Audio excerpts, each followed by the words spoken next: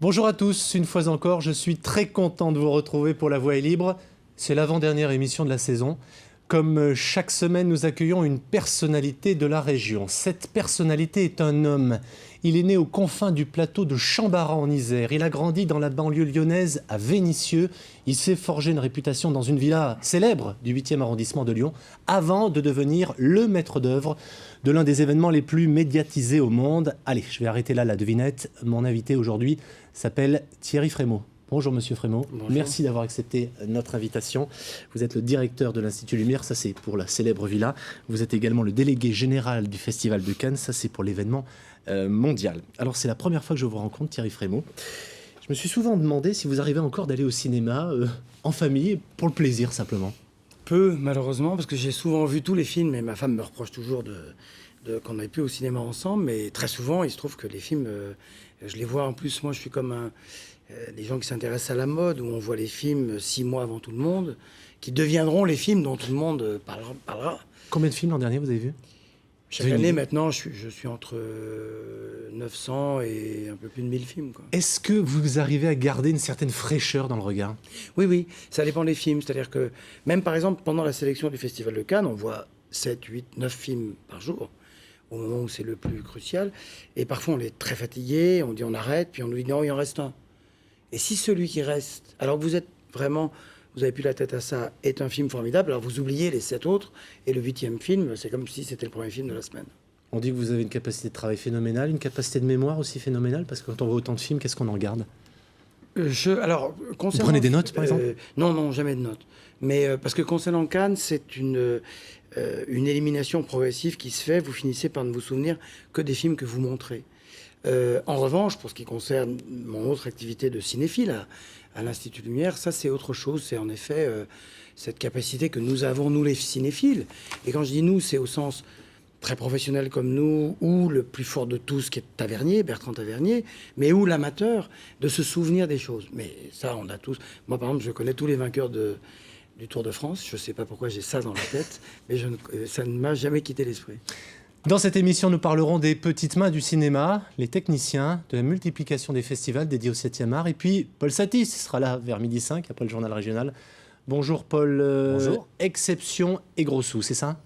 Oui, le cinéma français gagne la Palme d'Or, il gagne des Oscars, il est pléthorique avec ses 250 à 300 films par an.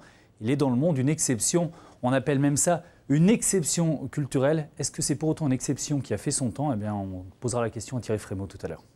C'est le privilège du recul historique, fournir des histoires presque banales à une époque donnée et qui, quelques décennies plus tard, paraissent totalement incroyables. Jugez par vous-même, le hangar du premier film et même la célèbre villa des Frères Lumière, le château comme on l'appelle, ont bien failli être la proie des bulldozers. Pour évoquer le rapport entre Lyon et son patrimoine historique, et notamment cinématographique, j'invite à nous rejoindre Philippe Dujardin, politologue, ancien chercheur au CNRS, ancien conseiller scientifique à la direction prospective et stratégie du Grand Lyon. Bonjour à vous. Bonjour. Comment a-t-on pu éviter le pire? J'ai pu recueillir d'un collectionneur passionné, que Thierry connaît bien, le docteur Génard, dans la caverne d'Ali Baba, qui était sa maison, avec je crois, la caméra numéro 1 des Frères Lumière, puis ensuite tous les appareils visuels et audiovisuels permettant d'enregistrer l'image et le son. J'ai pu recueillir du docteur Génard, chirurgien dentiste, le récit de cette intervention qu'il a dû faire pour arrêter le massacre. Là, il est chez lui en train de soigner et il reçoit un coup de fil d'un chef de chantier qui est en train d'abattre ce qui reste de l'usine Lumière. La maison des Frères Lumière a déjà disparu et le chef de chantier lui pose la question j'arrête quand et où? Il sort donc de son cabinet, il laisse là les patients et il se rend dans le bureau de Louis Pradel. Et ils partent avec maire de Lyon à l'époque. Donc constater que l'usine est aplatie déjà, mais reste quelque chose qui pourrait témoigner à tout jamais dans les premières images de l'histoire du cinématographe, ce que nous appelons le hangar des Frères Lumière. Donc c'est l'intervention physique, j'allais dire, du docteur Génard, mettant dans sa poche provisoirement Louis Pradel, qui a permis le sauvetage de cet extraordinaire témoin des premières images sur de les l'histoire images qu'on du est en train de cinéma. projeter sur le plateau. Voilà. Ça semble assez incroyable quand même, Thierry Frémaux, quoi. Ça s'est joué à pas grand-chose. Oui, ça s'est toujours joué à pas grand-chose, parce qu'en effet, la maison des deux frères, qui était en plus une maison formidable, puisqu'ils étaient mariés à deux sœurs, ils vivaient tous ensemble, avait été détruite dans les années 70 pour laisser place à une station-service qui, 2 ans plus tard, s'était retrouvée à contresens. Donc il y avait eu comme ça des... Et les bulldozers se sont même approchés du Château Lumière. On a fini par le faire protéger, hein, il est protégé au titre des monuments historiques, comme le hangar, qu'on a fait protéger au moment du centenaire du cinéma. Et il y avait aussi le mur, qui a été en grande partie détruit. Toute l'usine a été détruite, et miraculeusement, ne reste que ce hangar qui est le décor du premier film du cinématographe. Donc quand les Américains viennent, on leur dit toujours que d'abord, c'est là que le cinéma a été inventé, et 2, c'est là que le métier auquel ils ont voué leur vie a commencé. Donc là, vous coupez court à toute controverse sur qui a inventé le cinéma, parce qu'évidemment, nous, c'est qu'il y a une espèce de querelle, on va dire, nous, c'est d'une part et d'autre de l'Atlantique. de quelle sur, couleur était Edison. le cheval blanc d'Henri IV.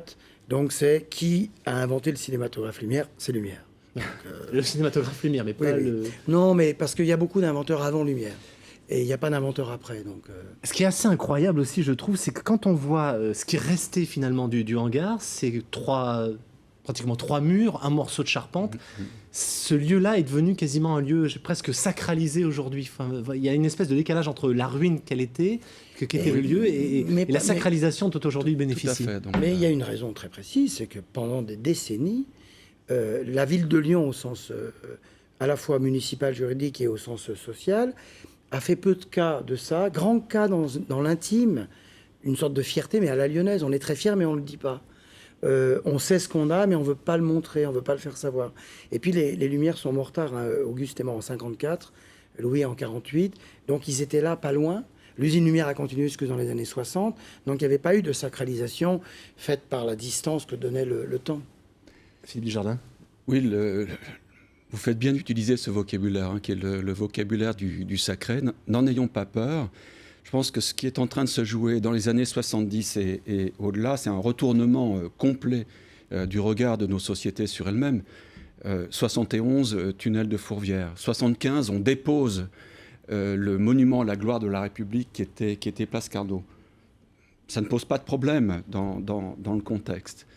Mais 69, c'est aussi le prix accordé à la Renaissance du Vieux-Lyon pour la protection des monuments historiques. Donc quelque chose va entrer dans la perception générale d'un intérêt pour ce qu'on va appeler le patrimoine, qui vaudra à Lyon d'avoir le premier secteur sauvegardé, et ensuite le site sauvegardé de la ville de Lyon par l'UNESCO en 1998. Il a fallu 30 ans pour que le regard change sur ce qui est considéré comme vénérable, hein, Ouais. méritant extrême attention Absolument. et protection. Et il faut ajouter, parce qu'on parle de cinéma, que pour ce qui concerne Lumière, rien ne nous a été donné. Moi, j'étais là-bas depuis le début, j'étais bénévole. 1983 82, 83. Ouais, ouais. ça fait 30 ans. J'étais à la conférence de presse de lancement de l'Institut Lumière pour l'année suivante. Et donc j'étais avec Bernard Charder et Bertrand Tavernier, Raymond Chira. Rien ne nous a jamais été donné. C'est-à-dire qu'on a tout obtenu. Et toujours, hein, il y a encore des projets d'extension pour définitivement achever la reconstruction réelle. Et il a fallu passer par la venue de Clint Eastwood, par la venue d'Elia Kazan, par la venue Ça de vous tous ces parlez des grands lauréats metteurs du en Festival scène. Lumière. Oui, mais pas seulement depuis 25 ans. Moi, dès le début, quand j'ai pris les choses en main, j'ai dit il faut faire revenir les cinéastes du monde entier pour leur dire que ce à quoi ils ont dédié leur vie a un lieu d'origine, la musique, la littérature, la peinture. On ne sait pas, le cinéma, on sait, c'est là. Et grâce à ça, peu à peu, Michel Noir, Raymond Barre, Gérard Collomb ont pris conscience de tout ça et nous ont aidés. Mais il n'y avait pas d'évidence, alors qu'il y en a sur la musique. Il y en a sur d'autres disciplines artistiques. Il n'y a pas d'évidence aussi parce que les frères Lumière abandonnent assez vite, hein, le cinéma, distraction foraine, etc. Et Louis, sauf erreur, c'est l'image colorée. Enfin, voilà, donc le cinéma est d'une certaine façon délaissé par les frères Lumière lui-même. Hein. Auguste, c'est la médecine et Louis, c'est l'autochrome. Et on va laisser aux Américains le soin de... Oui, est-ce que j'ai une question. Est-ce que on va dire, je vais appeler ça l'écart collaborationniste des frères Lumière, avec Benito Mussolini, avec Maréchal Pétain, Pierre Laval, un certain nombre de déclarations décorées par la Francis, est-ce que ça jouait contre l'héritage? Non, non. Alors d'abord, il faut préciser que c'est pas l'écart collaborationniste des frères Lumière, mais de Auguste. C'est Auguste Lumière qui, après avoir été quasiment de l'autre côté dans les années 30, est devenu en effet à intégrer le comité d'honneur de la LVF, donc les gens des volontaires français. Voilà, c'était pas vraiment. Mais qui en même temps avait un fils résistant, qui en même temps n'a rien eu à se reprocher. Moi, j'avais appelé Serge Klarsfeld pour qu'on éclaircisse ce point. Et puis, comme d'autres gens de leur génération, Pétain était le vainqueur de Verdun, et il y avait une admiration pour Pétain. Quant à la Francis, qui est un président de la République 2 fois réélu, l'a eu également François Mitterrand. voilà, au même moment. Mais non, je ne crois pas que ce soit complètement ça. Non, je pense qu'il y a un rapport de Lyon à elle-même et à son patrimoine, ça vient d'être évoqué, qui est d'assurance sur le patrimoine, sur la qualité historique de la ville telle qu'on n'a pas besoin de l'honorer. Il est là, cela semble aller de soi. Et alors ça vaut encore plus pour le patrimoine industriel. Comment se fait-il qu'il n'y ait pas de grand musée de sciences ou d'industrie à Lyon? Pour moi, c'est une énigme. Comment se fait-il qu'il n'y ait pas de grand musée des médecines et des soins hospitaliers à Lyon? C'est une autre énigme. Donc il faut ranger donc, le moment lumière dans cette histoire-là, qui est une négligence, un désintérêt ou une évidence trop grande de la qualité du patrimoine existant pour qu'on l'honore véritablement. Je vais juste vous faire partager un regard personnel. Je suis arrivé à Lyon il y a à peu près 14 ans et je m'étonnais à l'époque que Lyon ne soit pas associé au cinéma. Et j'ai l'impression que c'est quelque chose qui est devenu beaucoup plus associé. C'est même quasiment dans la politique de communication de la ville, même pour son rayonnement international. C'est un peu ce qui a guidé aussi le Festival Lumière, c'est-à-dire en accueillant des personnalités d'une certaine manière, des personnalités importantes du cinéma mondial. On participe du rayonnement de la ville. C'était aussi un des objectifs qui vous étaient fixés ou pas? Oui, nous on se fixait ça comme objectif parce que moi je ne sépare pas mon travail de notre rapport au public, c'est-à-dire c'est y compris ma conception de la cinéphilie et de l'art. C'est qu'on peut inventer des formes dans son coin, mais si ça n'a pas d'impact vers le public, ça ne servira à rien. Et par exemple, le Festival Lumière, on l'a voulu d'emblée très populaire, très planétaire. On annonce bientôt le programme de l'édition 2013. On aura quelques questions pour vous après.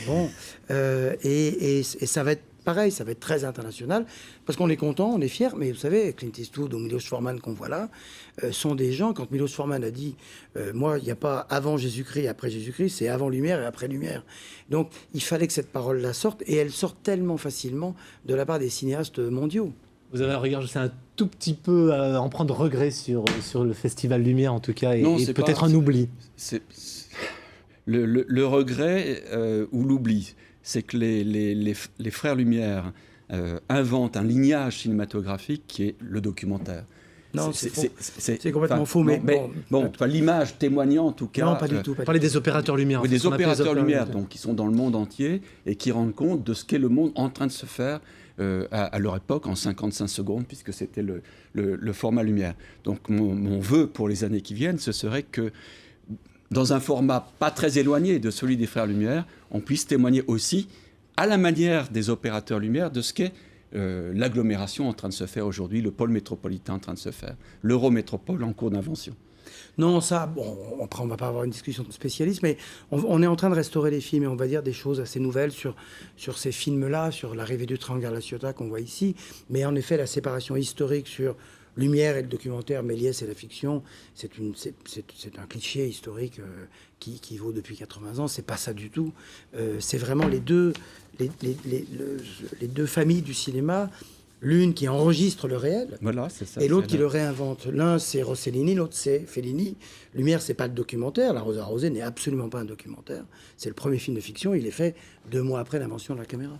Merci beaucoup, Philippe Dujardin, d'être venu sur le plateau de La Voix est libre. Le cinéma, un art, le 7e, le cinéma, une industrie, 1,4 milliard d'euros en 2011 en France, plus de 10 milliards de dollars de recettes aux États-Unis l'an dernier. Et puis derrière l'affiche, les stars, l'émotion, grand écran, il y a des milliers de techniciens dans l'ombre et plutôt inquiets actuellement, il faut le reconnaître. J'ai rencontré l'un d'entre eux cette semaine sur le tournage d'un téléfilm. Quand je lui ai demandé de vous poser une question, Stan, c'est son nom, s'est réuni avec ses collègues et ils ont écrit ces quelques lignes. Bonjour Thierry, je m'appelle Stanislas Vart et je suis régisseur général de cinéma depuis plus de 15 ans et je s'est même rencontré à plusieurs reprises. J'ai une question et un constat. Mon constat est que j'ai observé avec le temps le délitement des budgets de fabrication des films.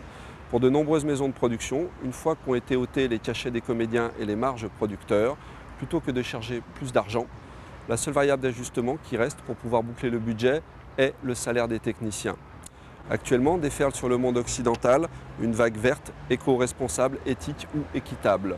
Aussi, penses-tu que le Festival de Cannes, à travers les considérables moyens de communication médiatique dont il dispose, doit, dans les choix qui sont présentés, tenir compte de la position éthique ou responsable des producteurs et réalisateurs qui proposent des films à la sélection, alors que l'on sait qu'ils ont été tournés dans des conditions extrêmement discutables ? Je parle bien sûr uniquement des films occidentaux, puisque nous ne risquons pas la censure, ni ne mettons nos vies en jeu lorsque nous nous engageons dans un projet professionnel. Merci. Oui, je vois ce à quoi il fait allusion. C'est en effet dans toute période de crise, il y a des fragilités. Et cette fragilité-là, que le cinéma est un art financier, un art industriel, qui a besoin de beaucoup d'argent, c'est un art collectif, se fait sans doute dans des conditions qui parfois respectent pas forcément une sorte d'équilibre, d'équité en effet, voire d'éthique, au regard par exemple de la répartition des tâches, de l'argent, des salaires des stars, des salaires des producteurs et des salaires des techniciens sans lesquels il n'y aurait pas de film. C'est illusoire de penser qu'on peut faire entrer un critère comme celui-ci dans une sélection. Non, alors par ailleurs, et il a raison, il a raison de vouloir se servir de Cannes pour poser ce type de questions. C'est comme lorsque les gens font des polémiques sur la présence des femmes réalisatrices ou pas en compétition. C'est évidemment pas le Festival de Cannes qui va régler tout ça. Mais si le Festival de Cannes peut aider à ce qu'on pose ce type de questions, c'est très bien. Après, on n'en a pas non plus la réponse. Et quand je parlais de fragilité, il ne faut pas croire que sous le titre, la réputation de plus grand festival de cinéma au monde, le Festival de Cannes soit une chose indéboulonnable et indestructible. Donc non, faire une sélection, c'est rassembler les meilleurs films pour que le Festival de Cannes puisse permettre au cinéma de dire qu'il est vivant. Comment vous avez vécu la polémique qui a suivi justement la vie d'Adèle et les conditions de tournage, l'attitude aussi d'Abdelatif Kechiche? Comme toutes les polémiques, il y a beaucoup de gens qui parlent sans savoir. Donc, comme vous savez, on n'a pas entendu du tout Abdelatif Kechiche parler de tout ça. Il y a eu beaucoup de témoignages. Vous voyez, Léa Seydoux et Adèle Exarchopoulos qui embrassent Kechiche sur scène, alors que bien sûr, le tournage a été difficile. Les tournages avec Maurice Pialat étaient difficiles. Les tournages avec John Ford, parfois, étaient difficiles. Je vous dis, c'est un art collectif. Moi, j'ai un petit peu du mal à hurler avec les loups, toujours. Et je trouve que si des contrats de travail n'ont pas été honorés, respectés, il faut le faire savoir. Pour l'instant, c'est pas le cas. Il faut juste ajouter que, par exemple, il y a eu une polémique sur le fait que le film a été présenté sans générique et dans l'intention, disait la rumeur, d'ignorer le travail des techniciens. C'est complètement faux. Le film a été terminé 48 heures avant qu'il soit présenté et le générique n'était pas prêt. Il sera prêt pour la sortie du film. Petit festival, énorme machine, contraste des tailles, des budgets, de la notoriété. Finalement, on peut se demander qu'est-ce que ces festivals dédiés au 7e art ont en commun. Eh bien, je vais inviter à nous rejoindre tout de suite un organisateur de festival, en l'occurrence Laurent Hugues. Bonjour, monsieur Laurent Hugues. Vous dirigez la salle du Zola à Villeurbanne et puis 3 festivals aussi qui sont dédiés au cinéma. Enfin, que je co-dirige avec ma collègue Sandrine Dias. Qu'est-ce que vous avez en commun tous les deux ? L'envie de présenter des œuvres et des créateurs, de servir de lien, de passerelle entre des œuvres, des créateurs et le public. Oui, c'est tout à fait le même métier. Chacun le fait à sa façon, là où il est. Moi, j'ai commencé à l'Institut Lumière comme bénévole. Porter des bobines de films, pour moi, c'était déjà travailler dans le cinéma. Et ensuite, j'ai présenté les premiers films avec beaucoup de fragilité, parce qu'on n'a pas d'assurance, on a de la timidité. C'est strictement le même métier que lorsque je présente des films et que j'ai Martin Scorsese ou Sean Penn à mes côtés. Et Laurent et moi, on fait le même métier. Il est, j'allais dire, et je ne le dis pas parce qu'il est en face de moi, c'est aussi essentiel ce qu'il fait que ce que nous faisons nous, soit à Cannes, soit au Festival Lumière. Je vous ai invités tous les deux, évidemment, parce que je trouvais ça intéressant pour les téléspectateurs de voir la différence de taille. 20 millions de budget, c'est ça à peu près le Festival de Cannes ? Oui. Voilà.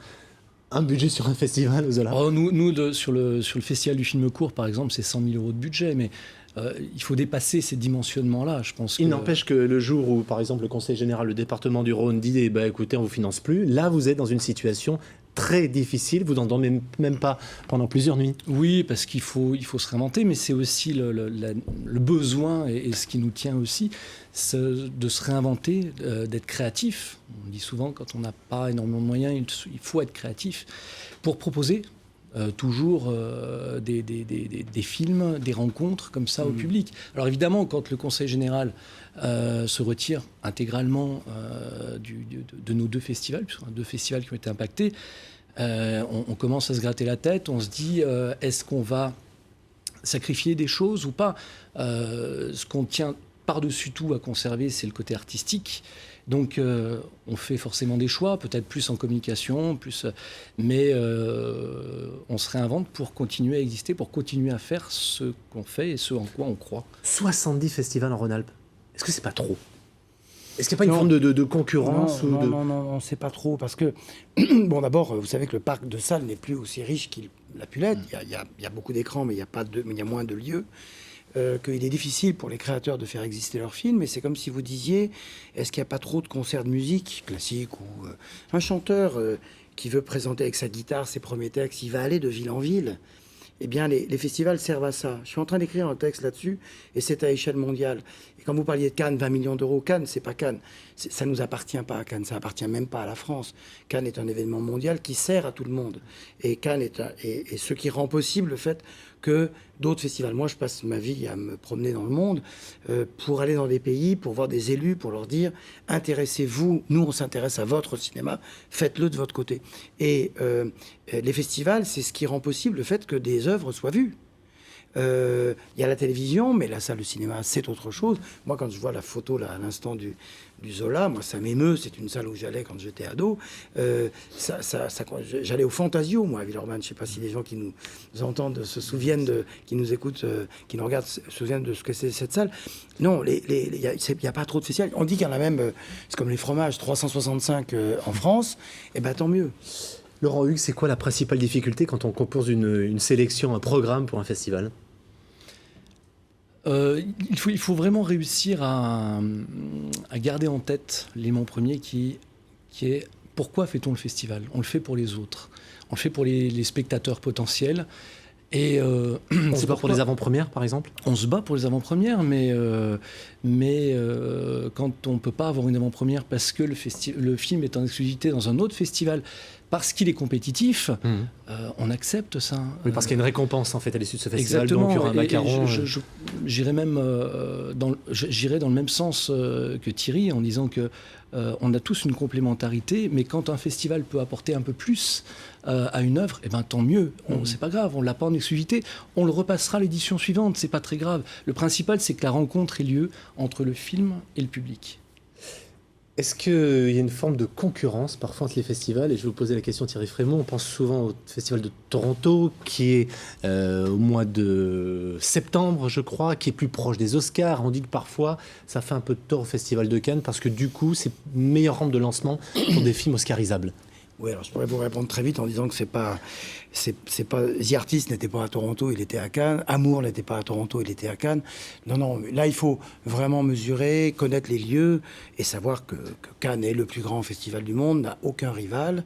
En avait il y a quelques années, mais n'en a plus du tout.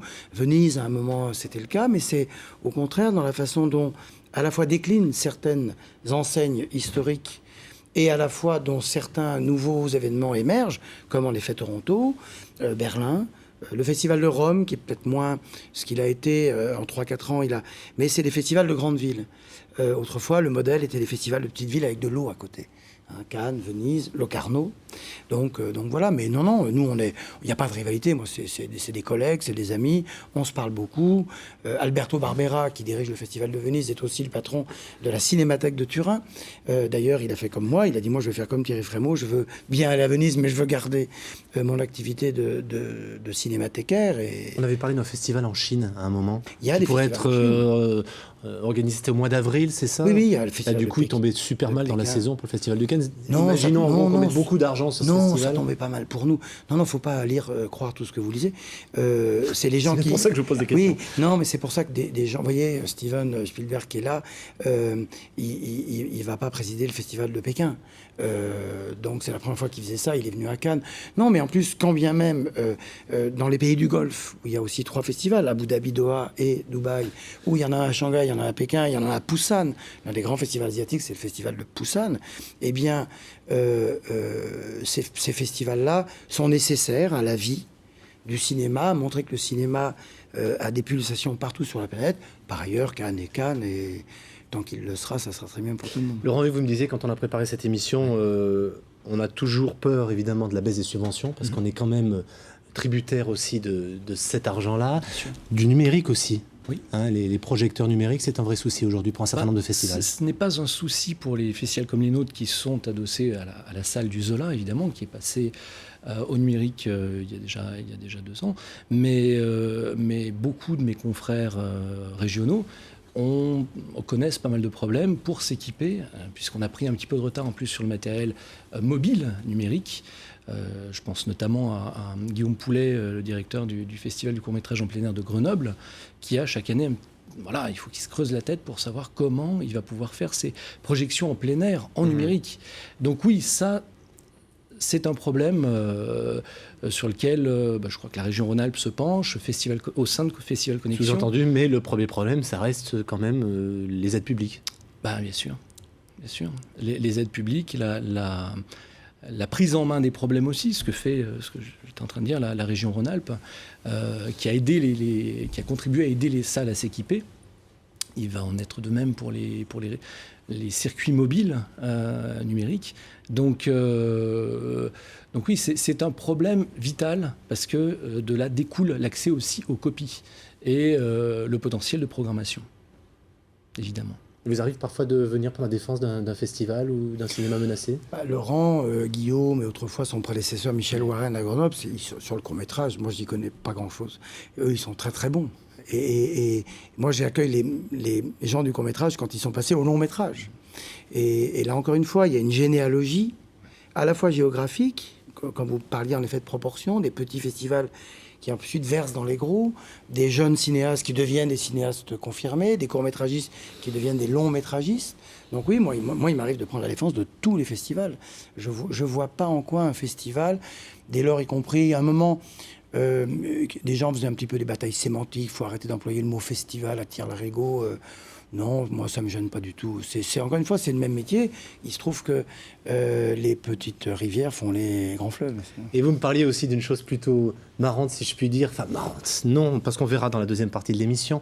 Mais c'est aussi une forme de concurrence, évidemment, d'Internet, forcément, oui. Et qui concerne notamment des communautés qui viennent assister à des films chez vous. Je pense au reflet du C'est cinéma plus concernant ibérique. les reflets, parce que tout dépend comment les communautés... Et qui sont souvent, finalement, qui voient les films bien avant vous, parce qui anticipent, qu'ils qui ont quelques mois d'avance sur nous.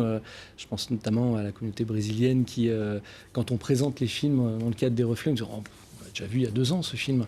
On l'a déjà vu sur Internet il y a 2 ans. Donc c'est vrai que on peut avoir des problèmes en termes d'exclusivité, de fraîcheur de programmation, on va dire. Mais le principal, c'est que ce film-là soit vu non pas sur un écran d'ordinateur, mais dans une salle comme celle du Zola.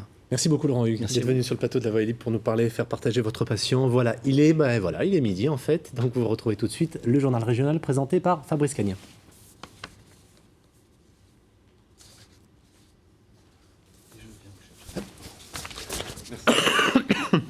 Salut, à bientôt. Ah ouais, on a le temps de parler là. Comment? On a le temps de parler. Oui, puis voilà, je voulais cette émission un séquençage, voilà, on parle pas de Non, tout. c'est bien, on dit je des crois choses, que, voilà. On dit des Ça, choses qu'on ne dit pas. J'impose, parfois je fais des paris parce que, évidemment, vous connaissez pas, au-delà de l'image que vous nous donnez, et ensuite il faut faire des choix. Et je voulais qu'on parle à la fois de patrimoine, parce que je sais que ça vous tient aussi à cœur, Ah oui. et puis des festivals, parce que... Fais attention à ce que tu me dis, Paul. Pourquoi? Parce que je te sens là. Ah, mais pas du tout. Non, mais Ah, surtout cool. je plaisante. Ah, mais tu viens là, tu vas pas là-bas? Non, non. Ah, je croyais que tu faisais un... Ah, j'ai oublié de te rappeler, Paul. C'est pas grave. J'ai merdé. Excuse-moi. Emballé que j'étais. D'accord. Tu m'en veux pas? Merci. Tu veux que je te présente ou... Tu veux que je te présente?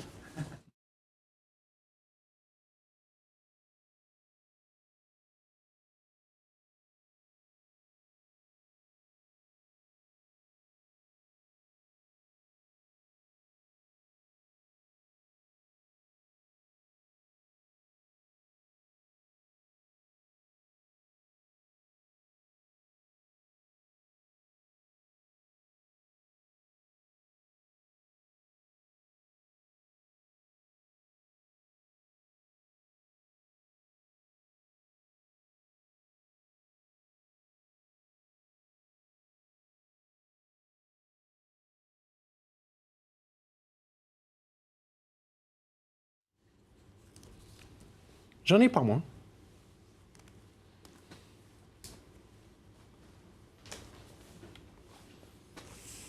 Parce que je l'ai mis en mode avion, quoi. C'est bon? Mode avion? Faudrait couper carrément. Faut couper? Ouais, parce qu'en fait, on reçoit les ondes. Ah, alors j'avais mis en mode avion.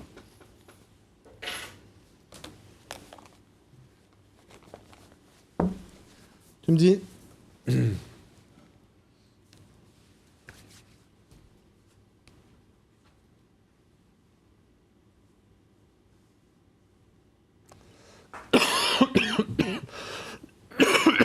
Pardon.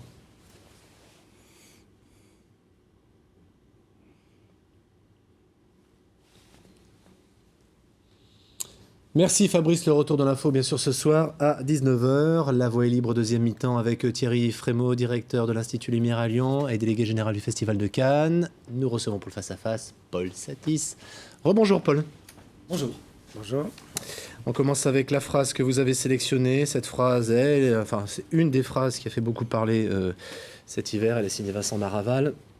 Ce scandale, le voilà, les acteurs français sont riches de l'argent public et du système qui protège l'exception culturelle. Vincent Maraval, c'est le patron de White Bunch, une des plus grosses maisons de production françaises.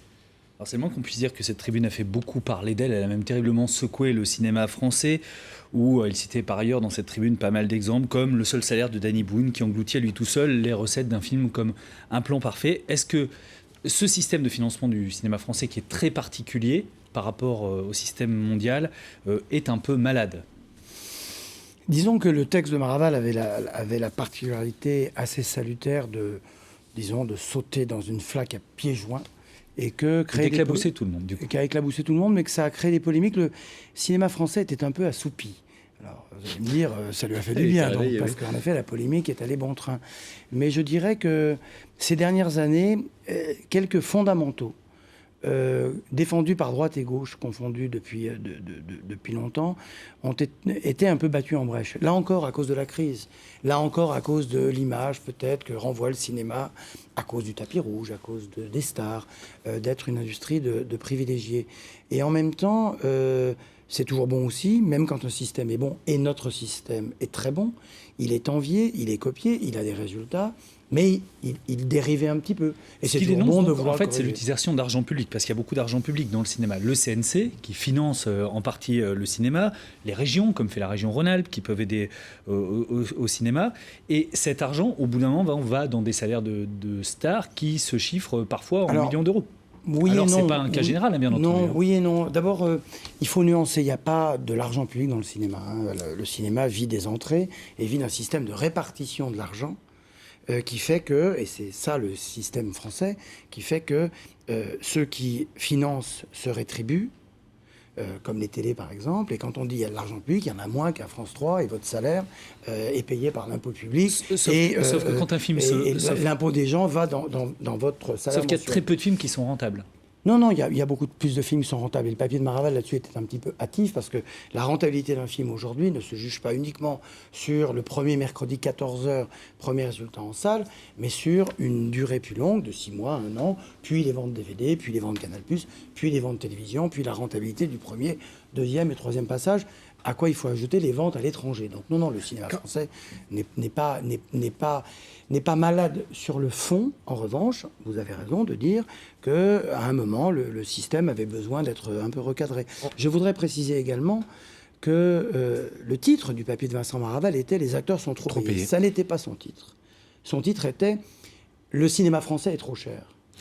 Et le cinéma français est trop cher. Il n'est pas producteur, comme ça a été dit par les journaux. Maraval, il est vendeur. Mais et en il disait, moi, quand je vends du salaire des comédiens, voire de certains réalisateurs. À cause de quelque chose, en effet, qui, c'est pas à cause du salaire, faut pas désigner à la vindicte publique des gens, à cause du fait que faire un film en France est devenu plus cher que faire un film en Italie, en Espagne et a fortiori en Asie. Est-ce que vous constatez, Monsieur Frémaux, qu'il y a aujourd'hui un cinéma à deux vitesses en France? On va dire des grosses productions avec des têtes d'affiche et finalement la grande partie des films qui seraient des films à petit budget. Il y a toujours eu. C'est même pour ça que la nouvelle vague est née. C'est même pour ça que aux États-Unis le cinéma indépendant est né. Sauf que Happiness Therapy, le film, comment ça s'appelait le titre français, pardon.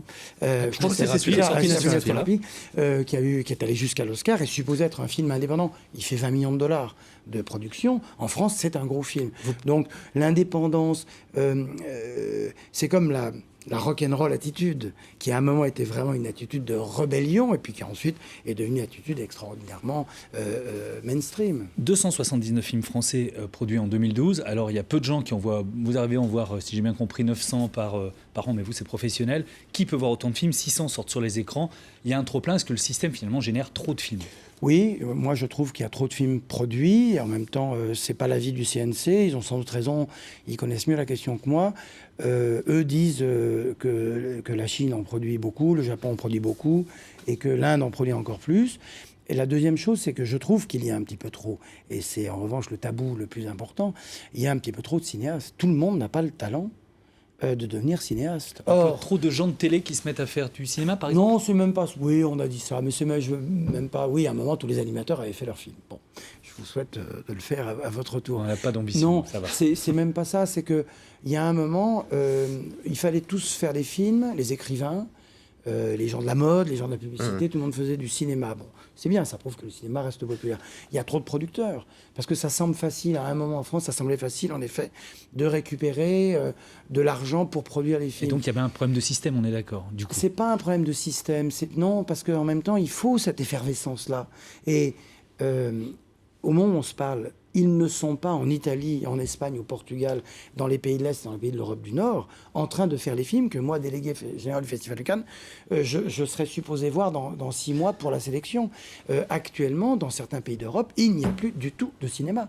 Donc, qu'est-ce qu'on choisit? Le trop-plein effervescent et parfois, en effet, dérivant d'un système français extraordinairement comment dire, créatif. Encore une fois, The Artist, ça a été fait chez nous. Amour, ça a été fait chez nous. Le film d'Abdelatif Kechiche a été Palme d'Or à l'unanimité. Je vous donne un scoop. Ça n'a pas été dit par Steven Spielberg. Il m'a dit, je te laisse le dire. Quand je lui ai dit, mais tu n'as pas dit que c'était unanime. Il dit, bah, tu le diras. Donc voilà, je le fais là. Ce que je veux dire par là, c'est qu'un jury international, il n'y avait qu'un seul Français. Daniel Auteuil, dans ce jury, a trouvé que ce film-là, où on sent une extrême contemporanéité à le regarder, on se sent vivant. Ça, les gens disent, il n'y a que les Français, vous savez, c'est comme le rugby. À un moment, on disait c'était l'école française du rugby. Eh bien, il y a une école française du cinéma. J'ai une deuxième phrase à vous soumettre. Elle a été prononcée cette semaine par Daniele Lucchetti, qui faisait partie d'une délégation qui a donc pris la parole devant le Parlement européen à Strasbourg pour défendre l'exception culturelle dans le cadre des négociations sur le libre-échange. Cette phrase, la voici. C'est une cathédrale de verre dans laquelle on ferait rentrer une armée d'éléphants. Alors les éléphants, en l'occurrence, c'est Google, Netflix, par exemple. Cette plateforme de VOD qui n'existe pas encore en France, mais qui aux États-Unis a un succès assez phénoménal. On raconte même que quand ils sont en plein rendement, 30% de la capacité d'Internet est utilisée par les films diffusés par Netflix, c'est-à-dire un libéralisme total qui arriverait sur la France et l'Europe en particulier, qui mettrait là, pour le coup à mal le système culturel français. Est-ce que ça vous semble une menace sérieuse, même s'il y a des résistances européennes? Le Parlement, par exemple, le Parlement européen défend l'exception culturelle, en l'occurrence. Enfin, le Parlement européen... Mais pas la Commission, moins la Commission. Voilà, il faudra que... Hier, ça a été voté à l'unanimité, avant-hier, le fait que droite et gauche, par le Parlement français. Et nous avons demandé à Steven Spielberg, au Festival de Cannes, de redire quelque chose sur scène. Et il a prononcé ces mots d'exception culturelle. Il m'a dit, ça va me valoir beaucoup d'ennuis quand je vais rentrer au pays. Ça vous fait peur ou pas? Non, c'est des combats. Les combats sont menés par les Français, hein, de toute façon. C'est Bertrand Tavernier, c'est Costa Gavras qu'on aperçoit, c'est tous ces gens-là qui, à un moment, quand les films de John Huston étaient colorisés, se sont battus pour l'intégrité des œuvres. Ce qui est évident pour la peinture, la littérature ou la musique ne l'est pas toujours pour le cinéma, c'est ce que nous réaffirmons. Après, pour parler de Google et des grands géants de l'informatique, il est clair que des mesures très simples pourraient être prises, que c'est sans doute pas si facile. Moi, je ne vais pas faire de démagogie. Quand vous dites mesures simples, ça serait par exemple des taxes pour les fournisseurs d'accès. Bah, bien sûr, ils se servent des Google. Vous enlevez de Google les gens qui créent des images. Il n'y a plus de Google. Les gens vont sur Google pour voir des images animées. Là, on revient au cinématographe. Le Lumière invente l'image animée. C'est ça que ça veut dire, le cinématographe. Aujourd'hui, Google se nourrit exclusivement de gens qui ont pris des caméras. Alors, ils sont parfois contents d'être vus. Je parle des amateurs. Mais le piratage est une chose pas bien. On nous a tous appris, quand on était enfant, de ne pas voler des gâteaux dans une boulangerie. Il fallait payer nos gâteaux. Il faut payer les films. Après, je veux bien que le cinéma, j'ai l'habitude de le dire pour le Festival de Cannes, serve de prétexte à beaucoup de combats, mais on croit savoir que, par exemple, le libéralisme financier à l'échelle de la planète est une chose qui cause les malheurs des temps et des gens. Eh bien, le cinéma, il prend sa part, ou plutôt les géants de l'informatique prennent leur part d'une sorte d'impunité qui n'est plus acceptable. Un mot sur aussi la Commission européenne qui dit, en gros, fini les aides des régions, hein, c'est une entrave à la libre concurrence.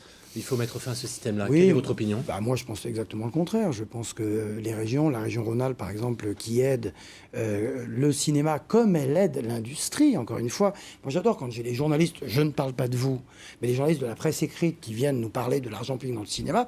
Vous enlevez les aides publiques que le général de Gaulle et le Parti communiste, je ne voudrais pas dire de bêtises, mais en 1947, ont décidé d'attribuer à la presse. Il n'y a plus de journaux dans nos pays. Les gens, un journal ne peut pas vivre seulement de la publicité et de l'achat par le public. Donc, ne désignons pas toujours le cinéma comme une sorte de clan de privilégiés qui bénéficierait d'une manne d'argent public. Sans que ce soit des privilégiés, au bout d'un moment, il y a des priorités aussi en temps de crise. Vous savez, mais il y a des priorités en temps de crise, il y a moins d'argent dans le cinéma.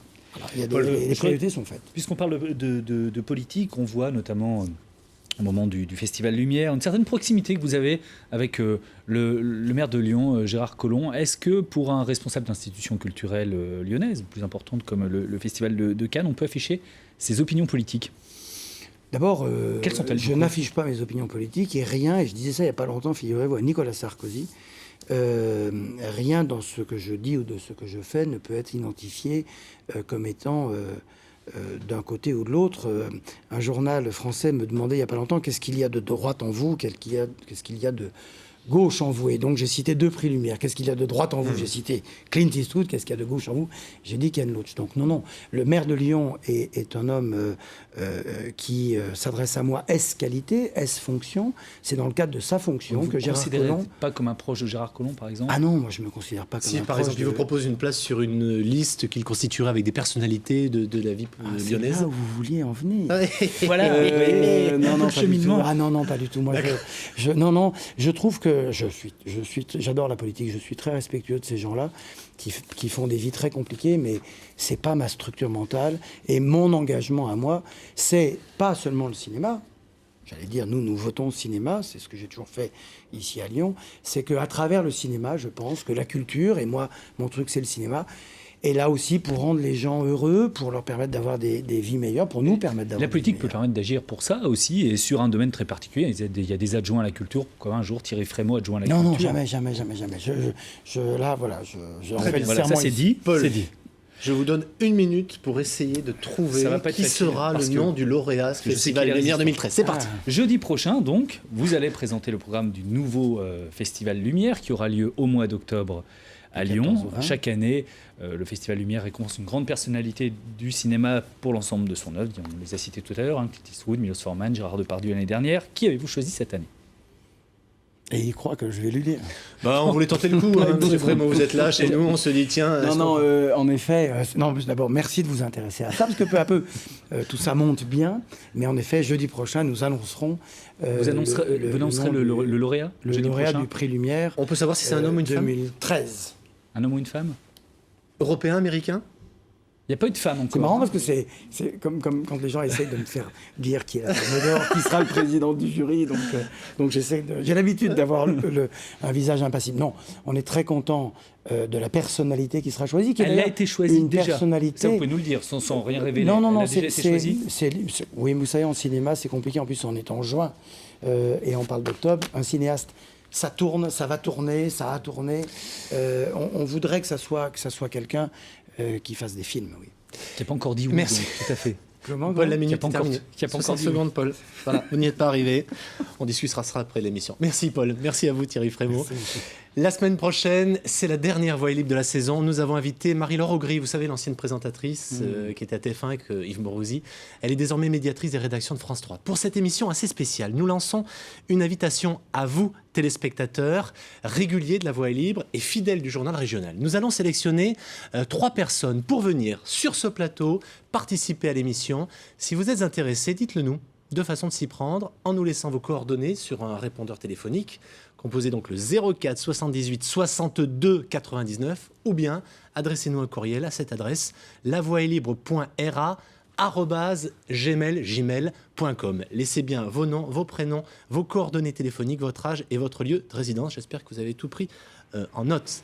Un grand merci à Julien Sauvadon, notre monsieur cinéma à nous, pour ses précieux conseils. Merci également à toute l'équipe qui m'a aidé à préparer La Voix est libre. L'émission a été réalisée par Denis Milan, à la préparation, comme toujours, avec son efficacité légendaire, Adrien Groux-Radonez. Très bonne journée à vous sur France 3.